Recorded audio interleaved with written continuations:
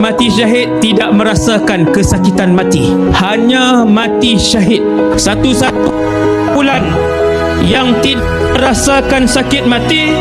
Syuhada fi sabilillah, mereka yang mati ketika keluar perang fi sabilillah. Orang yang mati syahid sudahlah tidak rasa sakit mati, sudahlah tidak dikenakan azab kubur, tidak duduk di alam barzakh, terus dibawa ke dalam syurga, tetapi bukan dengan rupa manusia. Semua yang mati syahid, rohnya dibawa ke syurga, diletakkan di dalam badan seekor burung. Satu roh, satu burung, bermula daripada malam ataupun hari dia mati syahid sampai kiamat akan bersiar-siar ke dalam syurga, akan terbang ke mana sahaja dia nak tengok sudut syurga Allah yang cantik. Ini kehebatan orang yang mati syahid.